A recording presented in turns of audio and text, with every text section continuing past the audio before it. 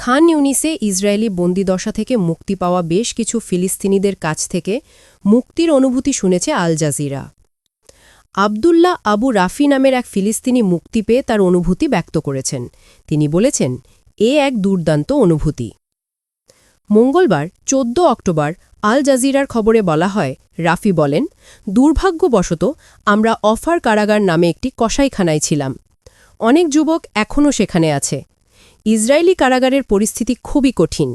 কোনো নরম বিছানা নেই, তারা সর্বদা গদি সরিয়ে নেয়। খাবারের পরিস্থিতি সহ সার্বিক অবস্থা সেখানে অত্যন্ত কঠিন। আরেকজন মুক্তিপ্রাপ্ত বন্দী ইয়াসিন আবু ইসরায়েলি কারাগারের পরিস্থিতি খুব খারাপ বলে বর্ণনা করেছেন। তিনি বলেন, খাদ্য, নিপীড়ন এবং মারধরের দিক থেকে সব কিছুই খারাপ ছিল। খাবার বা পানিও ছিল না। আমি ৪ দিন ধরে খাইনি। মঙ্গলবার মুক্তি পাওয়া সাইদ সুবায়ের বলেছেন যে তিনি তার অনুভূতি কিভাবে বর্ণনা করবেন তা জানেন না। ইসরায়েলি কারাগার থেকে মুক্তি হয়ে তিনি বলেন, অনুভূতি অবর্ণনীয়।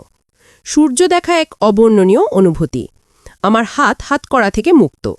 স্বাধীনতা অমূল্য। আল জাজিরার প্রতিবেদনে বলা হয়, ইসরায়েল প্রায় ২৫০ জন ফিলিস্তিনিকে যাবজ্জীবন ও দীর্ঘ কারাদণ্ড ভোগকারী এবং ১৭১৮ জন বিভিন্ন মেয়াদে সাজাপ্রাপ্ত বা বিচারাধীন ফিলিস্তিনিকে মুক্তি দিয়েছে। গাজায় যুদ্ধের সময় ধরে নিয়ে যাওয়া হয়েছিল তাদের। বন্দি বিনিময়ের অংশ হিসেবে ইসরায়েল তাদের মুক্তি দেওয়ার পর ফিলিস্তিনি পরিবারগুলো গাজা এবং অধিকৃত পশ্চিম তীরে তাদের প্রিয়জনদের সঙ্গে দেখা করেছে। এদিকে কাতার, মিশর ও তুরস্কের নেতাদের সঙ্গে গাজা যুদ্ধবিরতি চুক্তি স্বাক্ষরের পর মার্কিন প্রেসিডেন্ট ডোনাল্ড ট্রাম্প মধ্যপ্রাচ্যে স্থায়ী শান্তির প্রতিশ্রুতি দিয়েছেন।